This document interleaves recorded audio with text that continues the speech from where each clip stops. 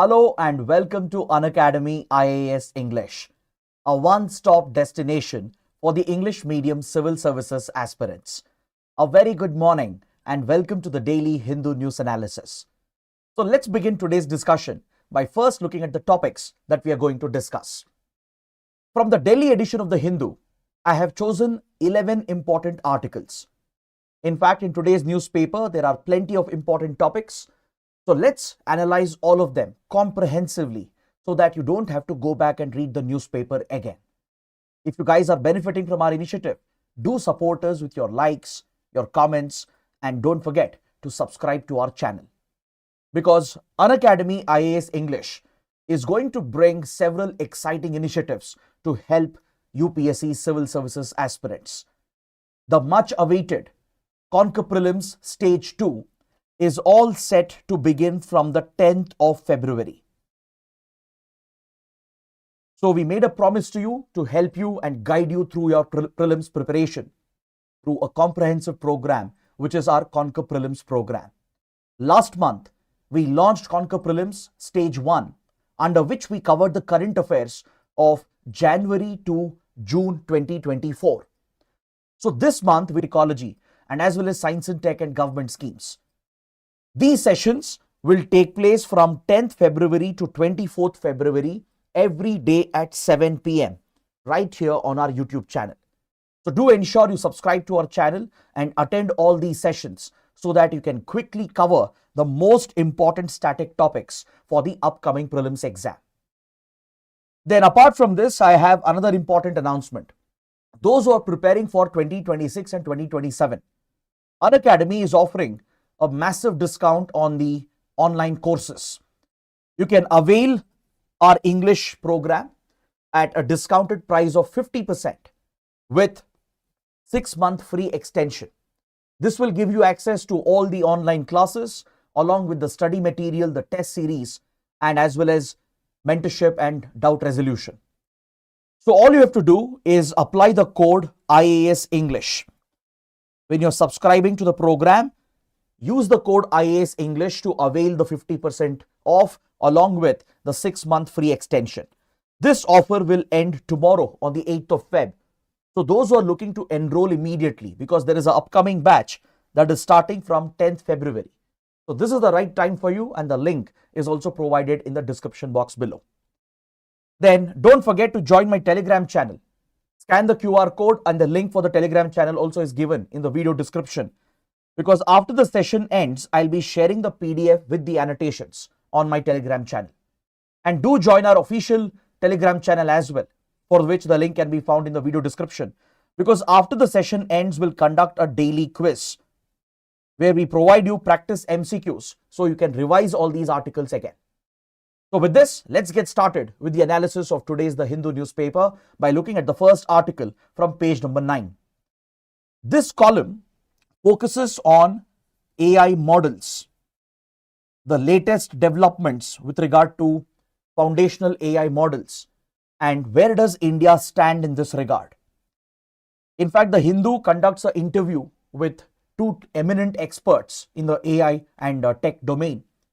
And it's asking them a very simple question. Should India compete with United States and China and other global tech giants to build our own sovereign foundational AI model? Ever since DeepSeek was rolled out, which is an advanced AI foundational model built by a Chinese startup, it has created a lot of buzz in the tech community. It has disrupted the tech industry. It has completely disrupted the global stock markets and even triggered a geopolitical race and a competition between US and China. Because until now, the US always held the lead position when it came to AI generation and foundational models such as large language models.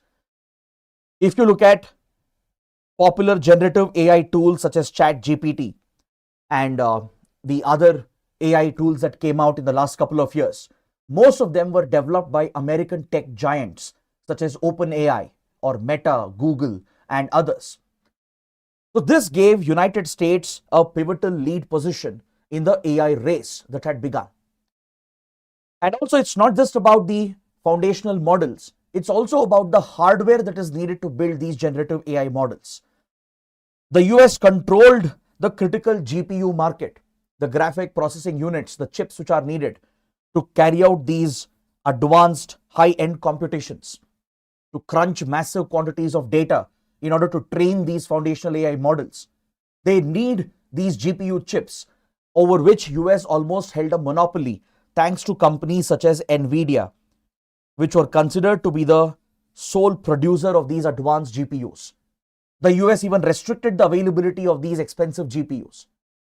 So until recently, our understanding was development of such AI models requires millions and millions of dollars in investments.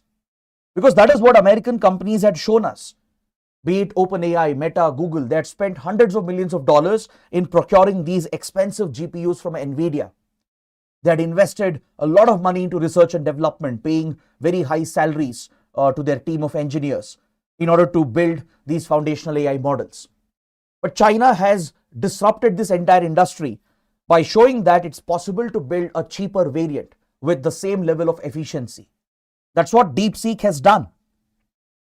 At just a fraction of the cost, by incurring a cost of just $5.6 million to train the DeepSeek foundational model, this Chinese company has shown that without the need for expensive GPUs and by using older generation of chips, China has achieved this feat and it has developed this open source tool compared to the proprietary models of the Western companies. If you look at models like ChatGPT and AI tools of Meta and Google, they're all paid platforms. These are proprietary AI models that were developed by American companies. So this had led to a concern that everybody won't be able to access AI and these tools unless you're willing to pay a heavy price. But DeepSeek from China has shown that open source models can also be built at a fraction of a cost, which will make it easily, freely available, on top of which you can create various offerings and services which can actually solve actual economic problems in the economy. So this disruption caused by China and the race that we are seeing today between US and China, the geopolitical competition, it has triggered this question: should India also enter the race? Should India also pursue the development of a foundational AI model? And should we see this as a sovereign race between the global powers? That is the big question being answered over here. Now see, this is where we need to remember what Nandan Nilekani said recently. I'm sure all of you are aware who's Nandan Nilekani. Nandan Nilekani recently pointed out that India need not enter this race with US, China and others when it comes to developing these AI foundation models. He suggested that let them compete, let them build the foundation models. Later, India can step in. Indian companies can use the open source models which will become available. Then we can create the customized variants which can suit India's interests. We need not spend hundreds of millions of dollars like the Americans. We need not enter into a geopolitical sovereign race like China has done with the US. Instead, we can wait and watch and instead ensure that we efficiently utilize our limited resources, because India is not like US or China with unlimited financial resources. So Nandan Nilekani has suggested that let's use our limited resources efficiently. Let's focus on core research and development, but let other companies, other countries build these AI foundation models. Then we'll take those open source models to create the customized variants for India, which is going to be much more cheaper, much more efficient from a cost benefit perspective. But of course, you can't ignore the sovereign and security strategic considerations that are involved over here. So this is where the two experts who are being interviewed in this column, they point out that yes, there is a need to consider and factor in the sovereign need. There is a need to factor in the security strategic concerns.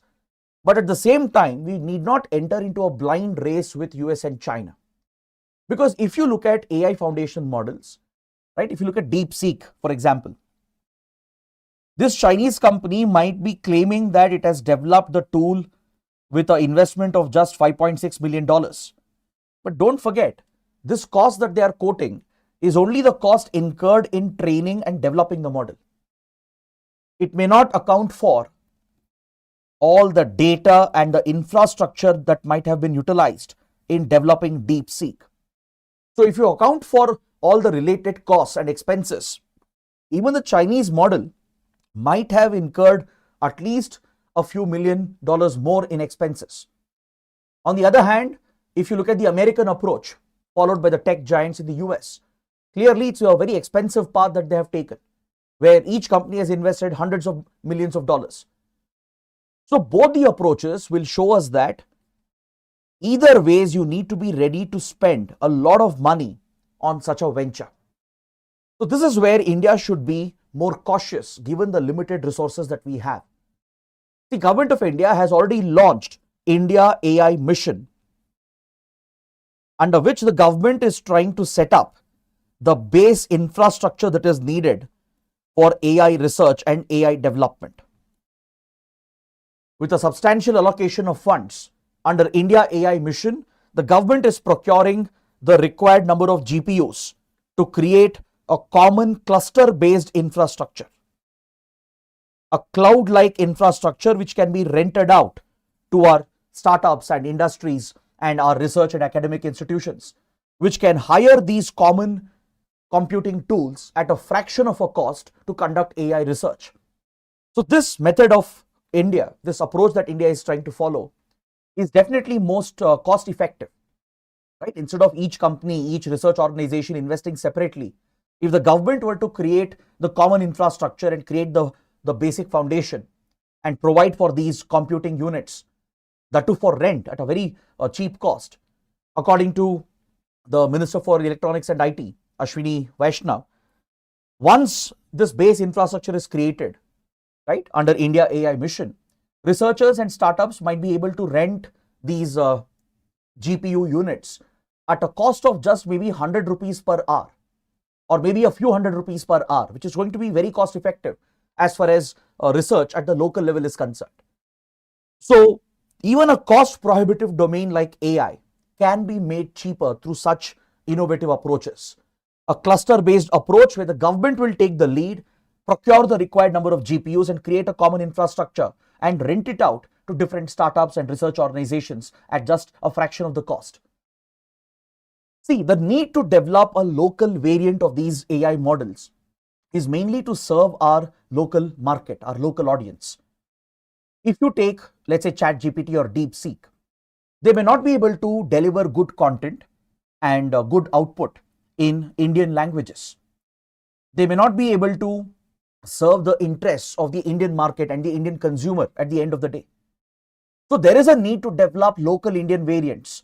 But the question is, should we invest hundreds of millions of dollars or take a more strategic approach and focus on core research, wait for others to develop these models and then capitalize on it?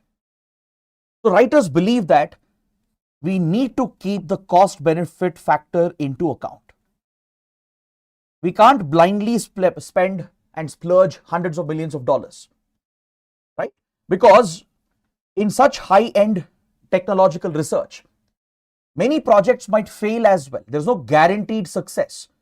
So after investing a lot of money, eventually if the project turns out to be a failure, right, that would be a huge national loss for the country as well. So instead of just experimenting with it, the writers, that is essentially those who have been interviewed in this column, they also agree with the viewpoint of Nandan Nilekani that let us focus on core research, let the government set up the basic infrastructure through India AI Mission so that the basic infrastructure is available at a cheaper cost. Whereas we'll wait for others to develop open source models and we will use open source models to create the services on top of it and customize it to suit the Indian market, to suit the requirement of the Indian customers. But the experts also raise another critical point. AI models will not only serve our domestic consumers and domestic market, we need to keep into account the global market as well. If we are simply obsessed about developing AI foundational models in Indian languages, which can deliver content in different languages of India, it may not serve the global audience. That is where the bigger market lies. The experts correctly point out that when it comes to AI tools and the market around it, right, eventually any business has to become profitable.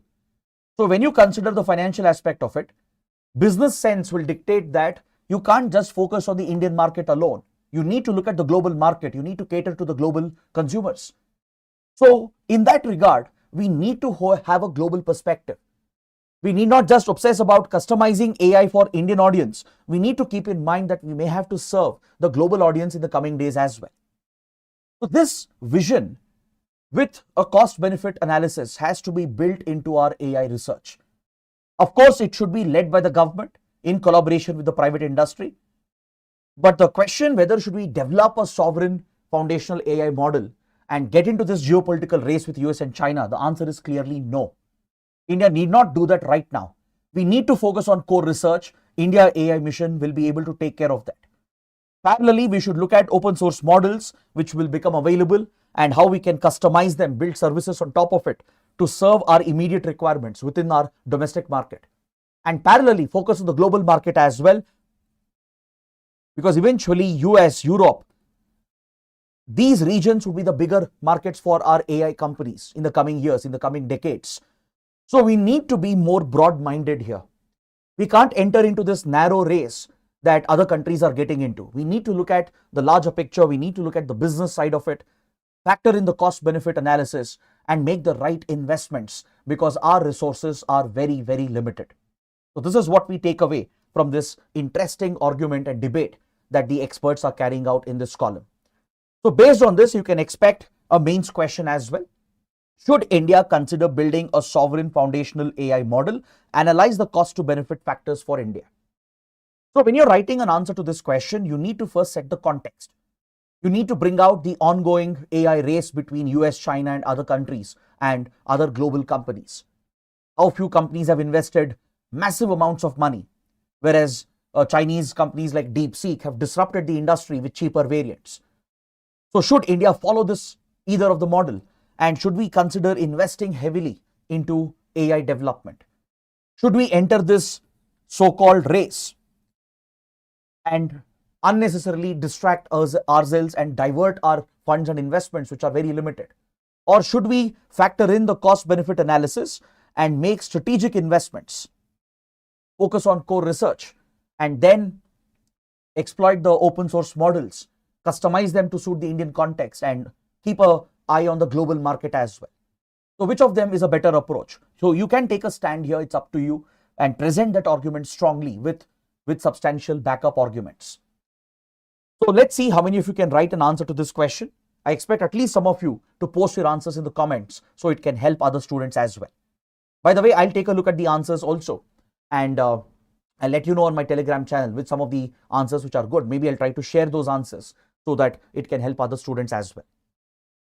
Now let's look at another important article on page number 10. This column explores Adani's controversial wind power project in Sri Lanka. The Adani Group has been involved in several key projects in foreign countries, from Kenya to Israel to Sri Lanka to Myanmar. As part of India's foreign policy and India's investments, Adani Group has been playing a pivotal role, from taking up strategic port projects, airport projects, power projects, etc. In Sri Lanka, Adani Group is involved in several projects as well. For example, Adani Ports had won the contract to develop the West Container Terminal at the strategic Colombo port. Initially, India was supposed to be involved in the development of the East Container Terminal at Colombo port, along with Japan. India-Japan, as part of their Asia-Africa Growth Corridor initiative, they were supposed to fund and take up the construction of the East Container Terminal as a strategic project at Colombo port. But when Rajapaksa brothers came to power in 2019, when Gotabaya Rajapaksa became the president, since the Rajapaksa brothers are generally known for their anti-India sentiments and pro-China inclination, these key projects were cancelled. The East Container Terminal project was cancelled, taken away from India and Japan, and it was awarded to a Chinese company. But as Sri Lanka started facing economic trouble from 2020 itself, and Rajapaksa government depended on India for support, for financial assistance, They made a concession by offering West Container Terminal in exchange, and this project was awarded to Adani Ports of India. Apart from this, many other key projects were taken up by India, be it the oil tank farm project at the strategic Trincomalee port, or be it a thermal power plant at Sampur in eastern Sri Lanka. So many such key projects were awarded to India as India started playing a bigger role in helping Sri Lanka in its economic crisis. But one project which comes up here with regard to the India-China competition in Sri Lanka would be the renewable energy projects which were proposed in the northern parts of Sri Lanka. Between India and Sri Lanka, in the maritime boundaries that are present in Sri Lanka's exclusive economic zone, few renewable energy projects were proposed, that is solar and wind energy projects were proposed. Solar projects were proposed near the Delft Island group, which is located just a little beyond the Park Strait region, and several wind projects were proposed towards the Mannar region and also towards the Punirin Island region, towards Jaffna in the northern province of Sri Lanka. These renewable energy projects were initially awarded to Chinese companies by the Rajapaksa government. I am talking about 2019-2020. During that period, Chinese companies had won the contract for these solar and wind projects near Delft Island and Mannar and Punirin. And this was a strategic concern for India. India was deeply worried when Rajapaksa government awarded these key energy projects to Chinese companies. Because don't forget, these locations which I have just mentioned, they are very close to our coastline along the southern parts of India in Tamil Nadu. Please look at the map. Let's see where these locations are present. See, this is where Mannar region is present, where there is tremendous wind potential in the Gulf of Mannar region. Then can you see Punirin over here as part of the northern province near Jaffna? So these regions of Sri Lanka, they have great wind energy potential. Similarly, in the Park Bay and the Gulf of Mannar region, there is a lot of potential for generating solar energy as well. In these critical areas where India-Sri Lanka maritime boundary line is present, where India's coastline is barely a few nautical miles away, these key projects were awarded by the then Rajapaksa government to Chinese companies, and India flagged these projects as a security and strategic concern. But as Sri Lanka fell into this deep economic crisis from 2022, when Sri Lanka faced a massive debt crisis, it couldn't repay the foreign debt, its forex reserves had crashed, resulting in the collapse of the Sri Lankan economy. Following this, India stepped in and went on to provide almost $4 billion worth of assistance to Sri Lanka.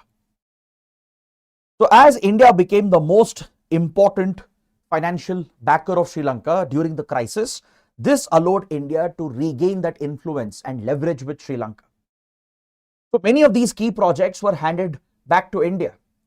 In fact, Sri Lanka cancelled the Chinese involvement in these solar and wind projects, and the wind projects at Mannar and Punirin was awarded to Adani Group, which has a subsidiary for renewable energy. So this project has been controversial right from the beginning. See, according to reports in Sri Lankan press, in Sri Lankan media, awarding these projects to Adani Group has been controversial. Adani Group was already awarded the West Container Terminal port at Colombo. While this agreement was more transparent, there have been accusations of a lot of opaqueness regarding the handover of the wind power projects at Mannar and Punirin to Adani Group without following the tender process. It's been reported that Sri Lanka might have compromised on its own interests. It might have fallen under the pressure of India to award projects to certain companies favored by the Indian government. That is the allegation that came up in Sri Lanka. In fact, many opposition leaders, including Anura Kumara Dissanayake, who now is in power, had opposed such projects being given to foreign companies. Because when Adani was involved in the West Container Terminal project from 2021-22 itself, there was already some sense of local discomfort in Sri Lanka against such foreign involvement. Now see, there could be another angle to this as well. Don't forget the larger India-China strategic competition, where China is constantly trying to subvert India's influence and interests. And we have seen many such attempts being made in other countries by China, where it has tried to derail Indian projects. From Nepal to Seychelles and Mauritius, we have seen many Chinese attempts to derail India's strategic projects and investments, where China might sponsor opposition leaders, or it might create local protests to create local opposition against Indian projects. We have seen this happening in Nepal against our hydropower investments. We have seen this in Seychelles with regard to some strategic projects that we were pursuing. India has reasons to believe that there might be possible Chinese involvement in sponsoring such opposition at the local level. So this factor might also be at play. But you need to look at the larger optics of this as well. See, Adani Group of late has been accused of being opaque and non-transparent, and it has been even accused of corrupt practices. You might have heard of Hindenburg Research, which recently shut down. It carried out a big expose on the alleged corrupt transactions of Adani Group, and charges were pressed as well in the United States recently against the corrupt dealings and bribery allegations against Adani Group. So this has cast a shadow on the organization itself. It has led other countries as well to review the projects involving Adani Group. For example, in Kenya, the Nairobi airport was being renewed and upgraded by Adani Group, and India saw this as a strategic project that would be led by an Indian company. But following this controversy surrounding Adani Group, Kenya has seen a lot of protest and opposition against the involvement of this company, and the Nairobi airport project has now been cancelled. It has been taken away from Adani Group. The strategic Haifa port in Israel. This project in Israel also has come under review following these allegations against Adani Group.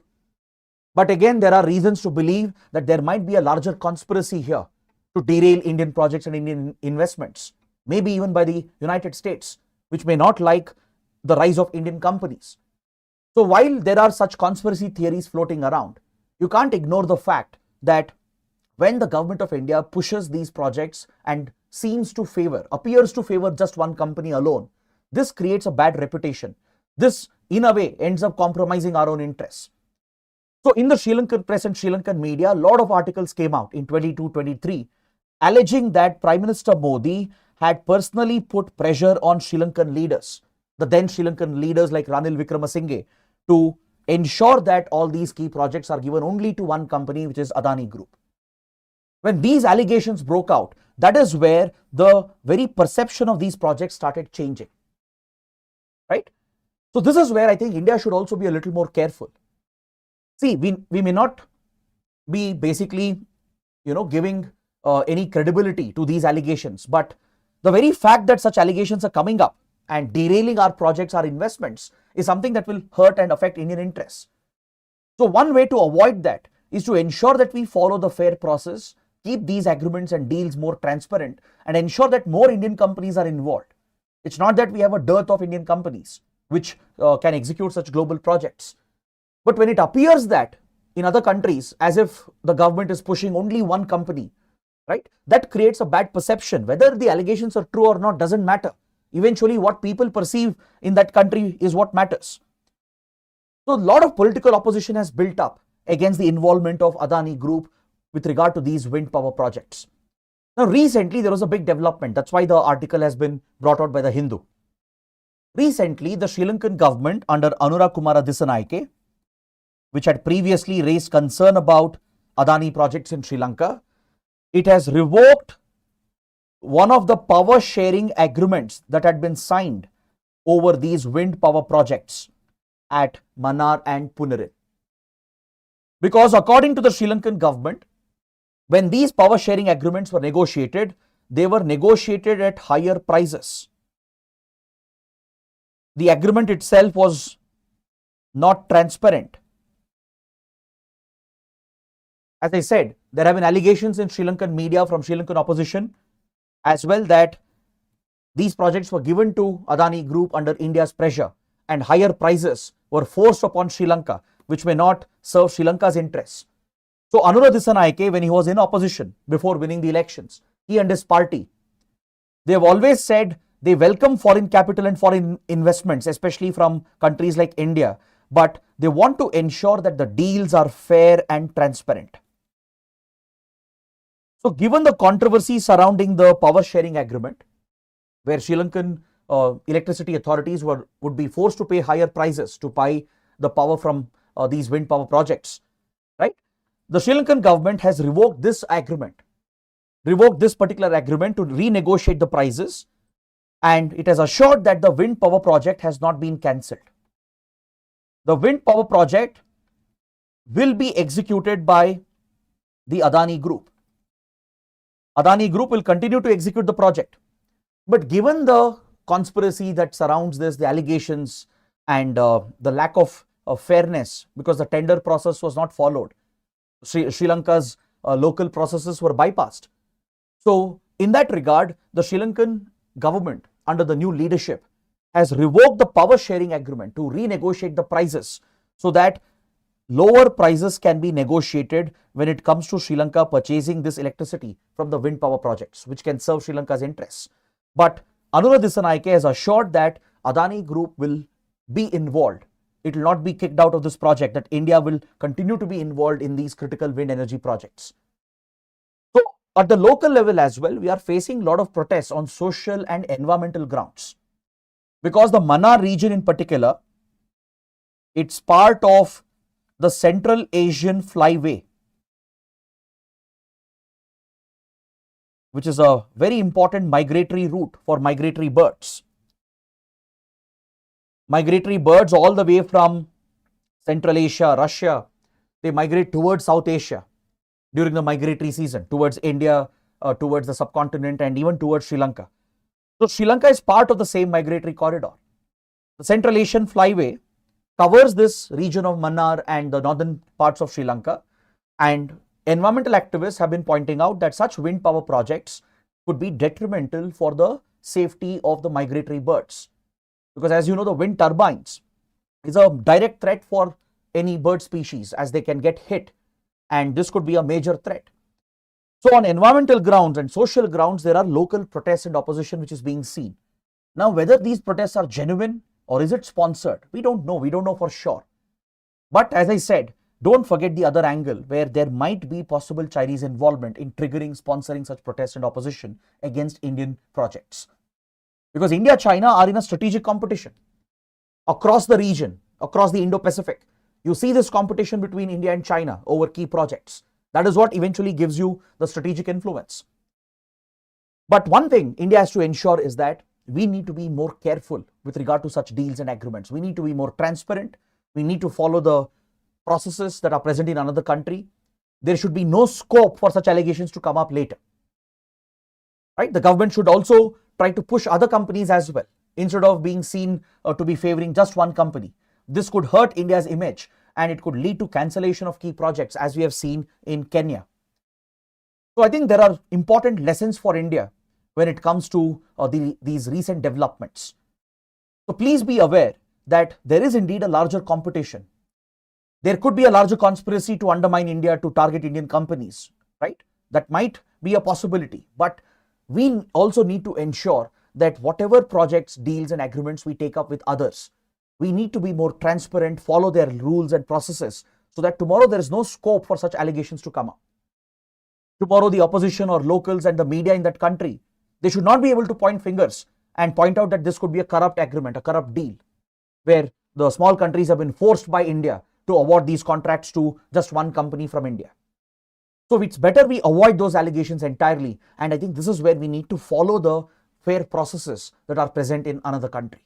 Bring more transparency into these deals and agreements. So that is what we take away from this important article. Next, on page number 8, we have a column related to emissions from our thermal power plants and what India is doing to regulate and bring down the emissions from thermal power plants. See, when it comes to thermal power plants, one major pollutant which has been a focus has been SO2, basically sulfur dioxide. I am sure you must be aware of the detrimental impact of sulfur dioxide as an air pollutant. Now, can you please let me know the health impact of sulfur dioxide emissions? Please let me know in the comments. Take this as a small homework, a small assignment. I'm sure you would have studied this since your school days. So please let me know what are the health effects when it comes to SO2 pollution and emissions of sulfur dioxide. So regarding thermal power plant emissions, there is a recent concern which has come up in India. See, the Ministry of Environment, Forest and Climate Change, back in 2015, it had notified a set of emission control standards for SO2. Under the Environment Protection Rules, notified under the Environment Protection Act and the related provisions under the Air Act, Environment Ministry has the authority to bring out such emission control standards which will be enforced by the central and state pollution control boards. So to bring down emissions from thermal power plants, specifically SO2 emissions, in 2015, Environment Ministry notified a set of emission standards and control measures as part of environment protection rules. Now, under these rules, a deadline was given for thermal power plants in India that by December 2017, within 2 years, SO2 emissions have to be brought down below the threshold set by the Environment Ministry. So there was a lot of hope, hype and expectation that by 2017, India would be able to bring down its SO2 emissions from thermal plants.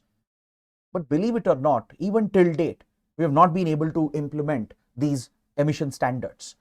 In fact, year after year, we are extending the deadline again and again. It has become a repeat story. So in December 2024, on 31st December 2024, thermal power plants in India were supposed to comply with the SO2 emission standards. Can you see how the deadline was pushed from 2017 repeatedly till 2024? Even in 2024, the standards were not implemented. Again, the Environment Ministry has extended the deadline to 31st December 2027. The deadline has been pushed by 3 more years. So it's been more than a decade since these SO2 emission standards were notified, but we are not able to implement them. We are not able to enforce them on the thermal power plants in the country. So what's happening here? Why there is such a big delay?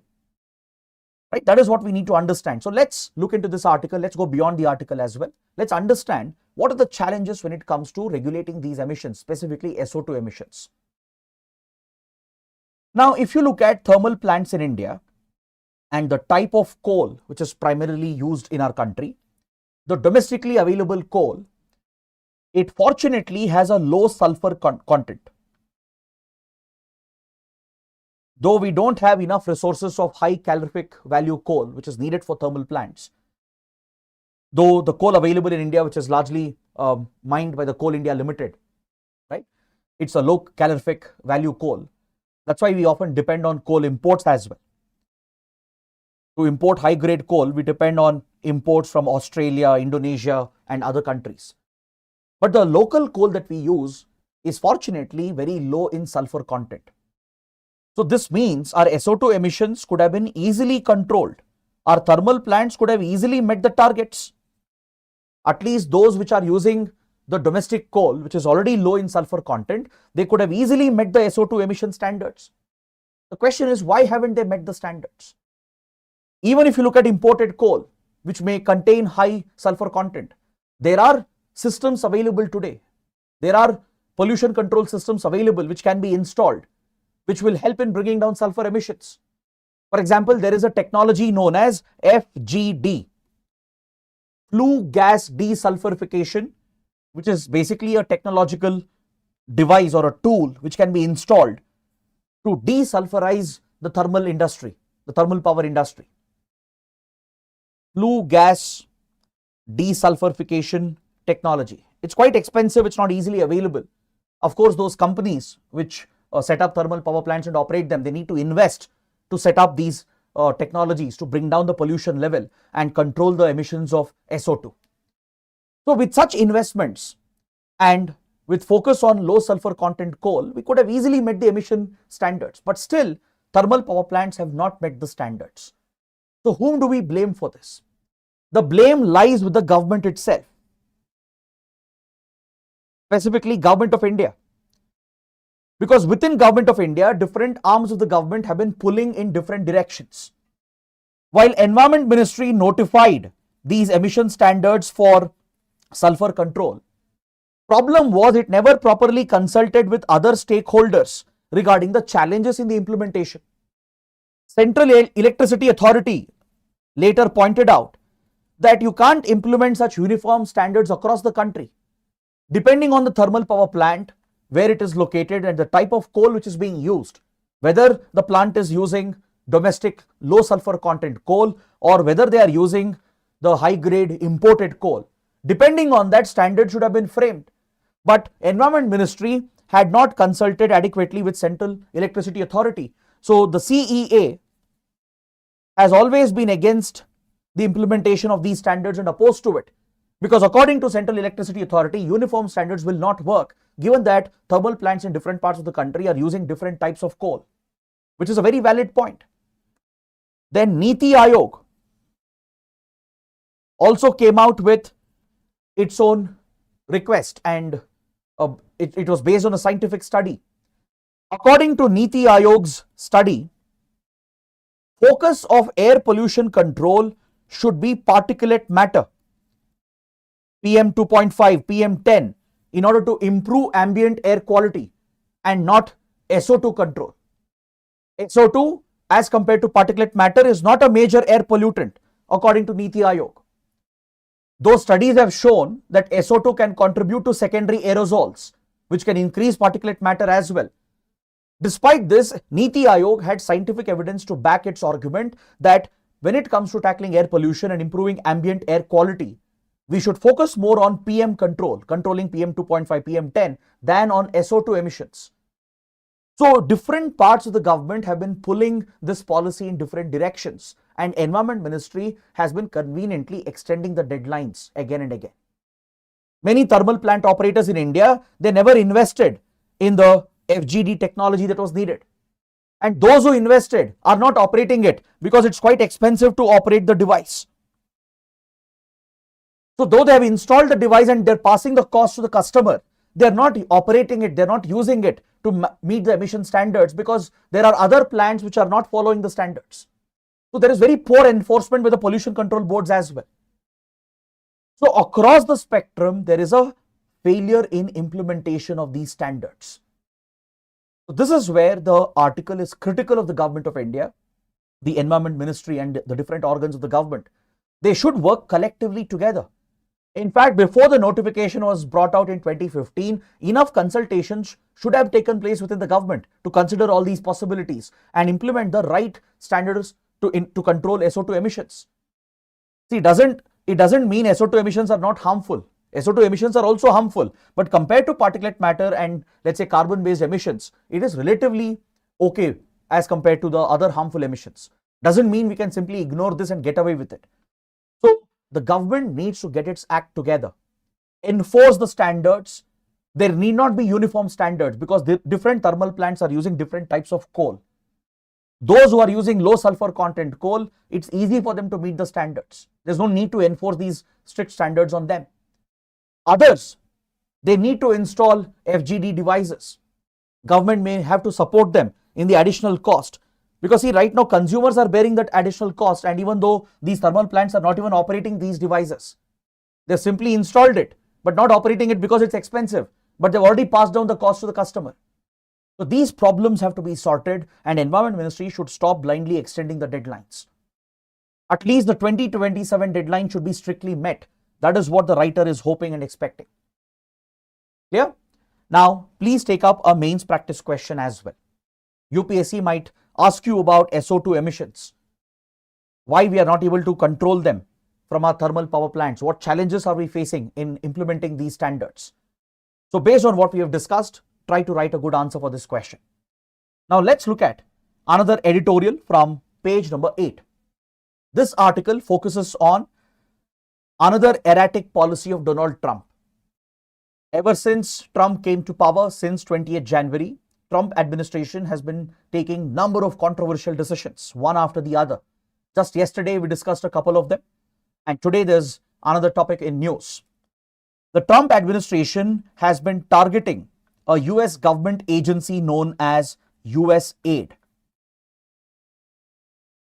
During the presidential campaign, Donald Trump had labeled USAID as one of the most inefficient organizations in the US government. He had said that the expenditure of USAID is a drain of American taxpayers' money. He had even alleged that USAID is part of the deep state, so-called deep state, hidden part of the government comprising of intelligence agencies and hidden actors who are controlling American politics and American economy and society. And Trump's biggest supporter, Elon Musk, completely agrees with this. As Elon Musk's role has grown significantly, not just during elections, but even after the government formation, Elon Musk has taken a direct target, a direct hit at USAID, because Elon Musk is now heading a new department, the DOGE, Department of Government Efficiency, whose mandate is to bring down government expenditure, to cut down trillions of dollars of unnecessary government expenditure, to bring financial prudence. So in the pursuit of financial prudence, Donald Trump with Elon Musk have been targeting this agency known as USAID. And this editorial is evaluating what is USAID.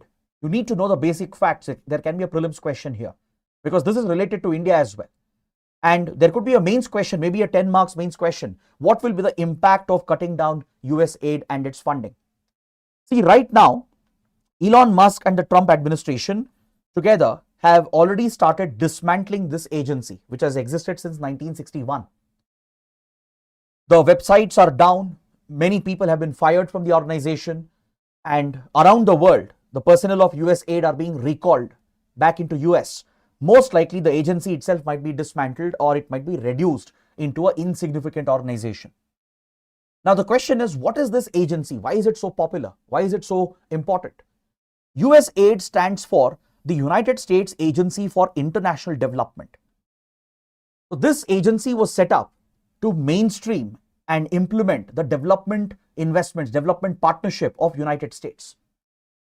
After the Second World War, when Cold War rivalries had begun between US and USSR, both the blocs were trying to exert their goodwill and soft power in other countries to gain influence. One way to gain goodwill and soft power to establish influence is by offering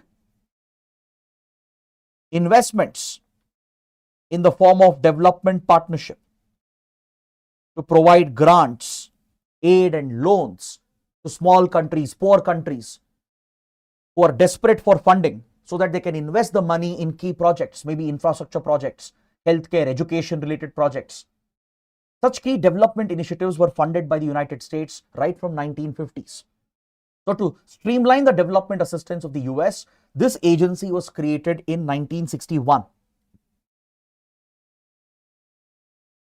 The US Congress had enacted the Foreign Assistance Act to ensure that foreign spending is accounted for, to bring transparency and accountability into foreign development partnership. And the act called for an agency to be set up which can implement and mainstream the foreign assistance of United States. So accordingly, then American President John F. Kennedy, through a government resolution, through a presidential order, established USAID. And since then, it has been implementing the Development Partnership Program of United States.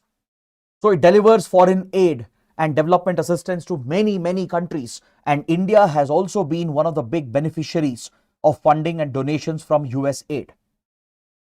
Across Africa, Asia, Latin America, and across the small island countries, USAID has been playing a pivotal role in funding and sponsoring key developmental programs, be it education-related programs, rural development programs, women empowerment initiatives, especially healthcare-related programs to combat HIV, AIDS, tuberculosis, and other important diseases. USAID has been providing a lot of funding to many, many governments and NGOs around the world.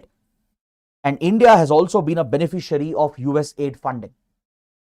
So this organization basically serves America's foreign policy interests.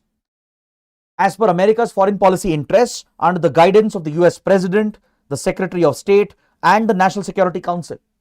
USAID will decide upon its investments and funds to be granted to other countries, which can generate much needed goodwill and soft power for the US. But however, this organization has been equally controversial as well. During the Cold War, it was widely believed by the Soviet bloc and those aligned with the Soviet bloc that USAID was acting as a front for American intelligence operations. The USSR bloc, which included India as well, because eventually at one point. Hello everyone, welcome back to the session and apologies for the technical inconvenience. As it happens, things are not always under our control, but thanks for your patience. We still have few more topics left to be covered. So let's quickly wrap it up in the next few minutes.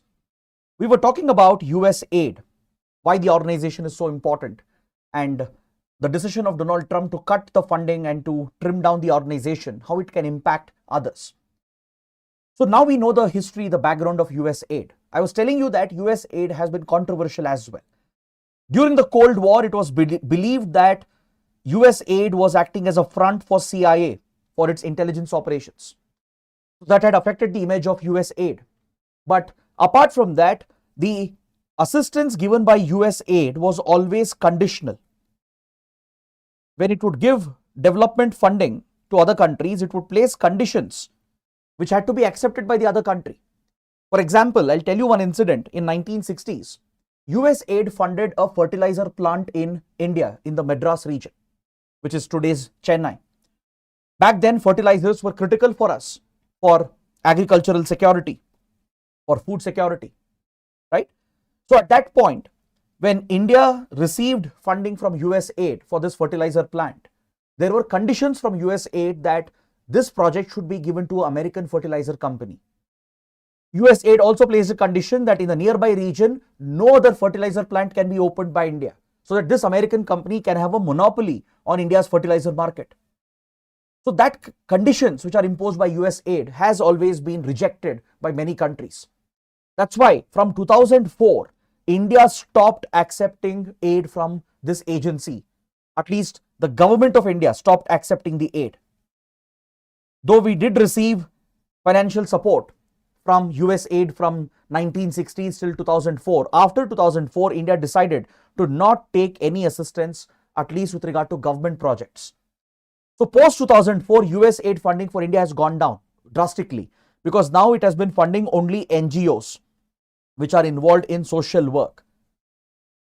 As per latest data, India has still received close to $150 million in the last year, which has primarily been received by various NGOs working in the social sector. So cut down of the funding by the US government, though it's a sovereign decision of the US government, it will impact many other countries as well. It will impact key initiatives, healthcare initiatives, developmental programs in many countries, right? Because USAID funding was crucial to fight against diseases, to improve education, to provide for rural development, women empowerment, and infrastructure development. So many countries will be hit in the global south because of the trimming down of USAID. And this again shows how erratic policies, one-sided unilateral policies can affect others. You might point out, sir, isn't it US right to decide whether to give assistance or not? Yes, absolutely. US has every right to decide whether it should provide such assistance or not. But as the largest economy, as one of the leading powers, it has an obligation, a responsibility to assist and support others as well. Eventually, it benefits American interests. Many countries were dependent on these funds. So suddenly cutting down the funding could have a huge impact on developmental programs across the world, including some impact on India as well. Though India is not dependent on US aid anymore, right? At least the government stopped taking such aid from 2004 because of all the conditions US aid was placing on India. Still, our NGOs receive up to $150 million in funding, which is still crucial for developmental projects. So that is going to be the impact of the policy of Donald Trump. With this, we have completed all the big articles. Now let's take a quick look at the prelim section. Let's go through the small articles quickly, one by one. On page 12, there is an article which is relevant for all of you. I'm sure those of you who are applying for the 2025 prelims, you have been facing many challenges and problems with the new OTR registration that UPSC has made mandatory. UPSC has been collecting all the documents from caste certificate to all the required documents at the prelim stage itself, right? Where you're expected to enter all the details. Many students have a lot of confusion. We even did few sessions on this to explain how to go through the process. But still, students are facing problems and challenges, and now it has been highlighted in national media as well. So this is good for all of you, because there might be a possibility where UPSC might give an option to correct the errors, because the application itself, the OTR platform itself, has certain flaws and problems in its design. So there might be an extension, maybe, we never know. So just note that national media is now paying attention to your issues, to your problems. Many students have made mistakes in their entries while entering their name, their date of birth, or their parental income, or while uploading documents, because UPSC hasn't given enough guidance or time, and UPSC helpline number is essentially unavailable. Most students are struggling to get any advice from UPSC itself. So now that national media is picking it up, the Hindu has reported this prominently, right? There might be consideration by UPSC as well, where there might be an option given where you can correct the entries which you have made, or maybe a possible extension in the date as well. So let's wait and watch. So this is one update I wanted to tell you. Next, on the front page, we have an article related to Article 200 of the Indian Constitution. This is related to the power of the governor regarding bills that are passed by the state assemblies. So this provision has been controversial, especially in opposition ruled states such as Tamil Nadu and Kerala. Supreme Court is looking at a case that has been filed by the Tamil Nadu government. Now Kerala government also has approached the Supreme Court regarding this matter, that governors who are appointed by the centre are deliberately blocking several bills, holding on to their assent under the powers of Article 200 and trying to withhold bills that are passed by state assemblies. The Supreme Court has asked Tamil Nadu Governor R. N. Ravi that why are you sitting on the decision related to 12 bills that were passed by the state assembly? What's the ground? What's the reason? This highlights one of the lacunas present in Article 200 as well, and this is where Kerala government has filed a petition seeking a review of this provision, so that a time period, a time limit can be set with regard to this power that the governor enjoys, where they can sit on the decision, withhold the assent, and thus delay the implementation of laws that are enacted by state assemblies. So this is a primary difference that exists between centre and states, especially opposition ruled states. So let's understand what exactly is Article 200. Article 200 of the Constitution empowers the governor to play a role in the lawmaking process. When the state assembly passes a bill, before it takes effect, for it to take effect, the governor's assent is mandatory. It's a constitutional requirement. So under Article 200, the governor can either decide to grant assent, which will bring the act into enforcement, or withhold the assent. This is where the problem lies. Governors can withhold the assent, sit on the decision for an indefinite period of time, because there is no set deadline in the Constitution. The Constitution doesn't say by when the governor should take a decision when the assent has been withheld. So this lacuna that is present is often misused by certain governors, where bills passed by state assembly, which is an elected assembly representing the will of the people, laws passed by such assemblies are withheld by governors, right, who are accused of acting as agents of centre. See, this power was given essentially to ensure that states don't bring out laws which are against the Constitution or which are against national interest and national law. If there is any such direct contradiction, only then governors were supposed to exercise this extraordinary power. Otherwise, they should always grant the assent. But the power to withhold assent and also reserve the bill for the consideration of the president and recommend the bill to be considered by the president is an extraordinary power which has been given. And this discretionary power often gets misused by governors, especially in opposition ruled states. Governors can even return the bill to the House, asking the House to reconsider the bill as well. So once the reconsidered bill is passed again, then the governor will have to grant the assent. So many cases, what governors do is, when they have an issue with certain bills, they withhold the assent for indefinite periods of time. Some of the bills they'll refer to the president, then it's up to the president. President has different options, right? But eventually the decision to withhold assent indefinitely, it basically creates a log jam in the legislative process. It's going to hijack the legislative process at the state level. So that is the concern regarding Article 200, which is in the news, which is being reviewed with the Supreme Court as well. Next, on page 6, the Hindu carries a beautiful image of an art form which is very popular in Maharashtra and Goa, especially in the Konkan belt. This art form is basically Dashavatar. Dashavatar is a very popular, a very vibrant, colorful art form that you get to see in the Sindhudurg region and as well as in parts of Goa.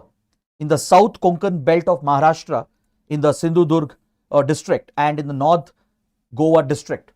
This is where you find this art form, which was initially pioneered by the Brahmin community.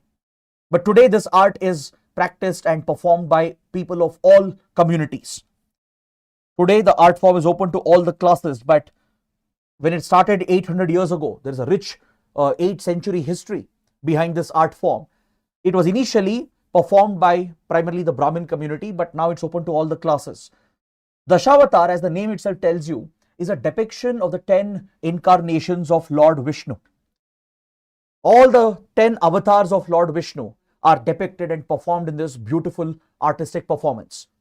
The key features of this art form includes bright makeup, where the artists color themselves using vibrant colors and costumes. There is very vibrant music that accompanies this dance form with the use of harmonium, tabla, cymbals. And across this belt, the Konkan belt of Maharashtra, Goa, Dashavatar is a very popular traditional theatrical dance form that is practiced over here. So please pay attention to this and note down these details. There can be a possible prelims question. Next, on page 12, there's an article referring to the Pinaka rocket system. A 10,000 crore deal has been signed by the Defense Ministry with concerned defense manufacturers to procure Pinaka multi-rocket launch system. So what is Pinaka? What is this ammunition system? Let's quickly understand. So this is a project developed by the DRDO to meet the artillery requirement of Indian Army. DRDO pioneered the development of this multi-barrel rocket launch system where multiple rockets can be fired at targets in a very short span of time. So Pinaka generally has a range of 30 to 45 kilometers, but now we are developing advanced forms and advanced variants, including guided variant is being developed today. And the range is being extended. The range has already been extended up to 75 to 90 kilometers. But there are plans to extend the range up to 120 to 300 kilometers as well in the coming stages. Pinaka systems have already been inducted into the Indian Army, where these truck-mounted multi-rocket launch system has been effectively deployed in different theaters. It has even seen action during the Kargil war. It can rapidly fire multiple rockets at enemy location, and it can basically deny area access to the incoming enemy force. During a full frontal battle, during such a land invasion, such multi-rocket launch systems can be very, very effective to target infantry columns, tank regiments, and it's artillery system which can help in denying area access during battles fought in a traditional format. Next, on page 13, there is a reference to the Chabahar port. The strategic Chabahar port in Iran that has been developed by India, where India has invested in the development of the Chabahar port that's located near the Hormuz Strait and Gulf of Oman. This key project has been vital for India's interest to connect with Afghanistan and to further link with Central Asia as well. In fact, in 2016, India had signed an agreement with Afghanistan and Iran to develop the Chabahar trade corridor, and we operationalized this corridor in 2017 as well. But this port project has been threatened by American sanctions. The US has a law known as CAATSA, Countering America's Adversaries Through Sanctions Act. This law passed by the US Congress declares Russia, North Korea and Iran as the adversary states of US, and they are brought under American sanctions, especially key sectors like oil, defense, etc. So, under American sanctions, US was threatening India with secondary sanctions if we went ahead with the Chabahar port investments and the Chabahar port project. But back then, we managed to secure a waiver from the Trump administration. India got an exemption for Chabahar port because in return, we agreed to follow the orders of Donald Trump to zero out oil imports from Iran. At one point, Iran was one of the largest oil and gas suppliers to India. Usually it would be in the second position after Iraq. But India zeroed out and cut off oil imports completely after the Trump administration brought back strict sanctions against Iran starting from 2018 after US withdrew from the Joint Comprehensive Plan of Action, also known as the Iran nuclear deal. So basically, Trump has a habit of pulling US out of key agreements and key organizations. So as US withdrew from Iran nuclear deal and reimposed stringent sanctions, Trump expected every country to strictly abide with the sanctions. So India agreed to cut out oil imports in return for a waiver where Chabahar port project and investment from India were exempted. But now, after Trump came back to power for the second time, US State Department has already issued an order revoking this waiver that was given to India. The US has revoked this sanctions waiver that India had secured for the Chabahar port project. Now, this raises the spectacle of sanctions on India if we continue with investments at Chabahar port. So, as of now, there is no response from the government of India. Officially, Ministry of External Affairs has not responded regarding how India is going to deal with this. Because this American policy will hurt India's strategic interests. Our ties with Iran, Afghanistan, Central Asia could be affected. Our larger ambitious plans to connect with these regions could be affected because of the possibility of American sanctions. So this is a key development, so please make a note of this. Next, the Panama Canal, again in the news because of Trump's well-known erratic policies. Trump has been claiming since the election campaign that he is going to take control back with regard to Panama Canal. Because see, Panama Canal is a strategic canal, just like the Suez Canal, a key choke point, a key maritime link that has shortened the distance between the Atlantic and the Pacific Ocean. Now look at the map here. The Panama Canal in Panama in Central America creates a shorter route from the Caribbean Sea over here towards the Pacific. It cuts short the distance by a huge margin. The need for circumnavigation across South America is eliminated by a shorter bypass through Panama, thus bringing Atlantic and Pacific Ocean closer. And United States is heavily dependent on the Panama Canal. See, historically, US played a big role in the development and operation of Panama Canal. US did provide funds and played a big role in the construction of Panama Canal. It controlled the operations as well for a number of years. So this is where Trump claims that US has a right to claim Panama Canal. Because today the Panama Canal Authority obviously imposes a fee for the ships that transit through Panama Canal. Almost 40% of America's container traffic passes through Panama. So US has a lot of economic dependency and strategic dependency on Panama Canal. So US is paying millions of dollars in fees to Panama. And this is a big source of revenue for the government of Panama as well. But using such historical claims and making claims today and threatening the sovereignty of another nation, Trump has even said that he'll not hesitate to use military force to take back Panama. Right? So that's where the controversy comes up.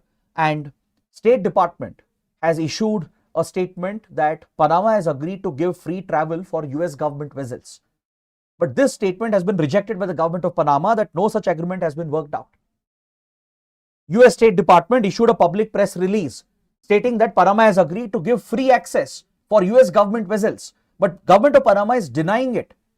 That again shows the chaos that Trump's policies have created and how easily this could even lead to tensions and possible conflicts as well. So this is another important topic. Then coming to the last topic for today.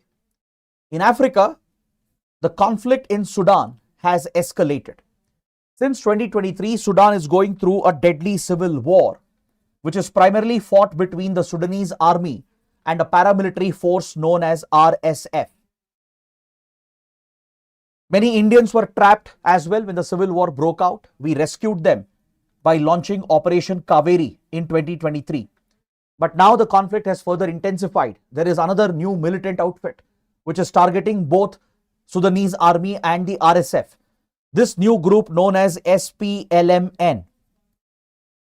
It stands for Sudan People's Liberation Movement North.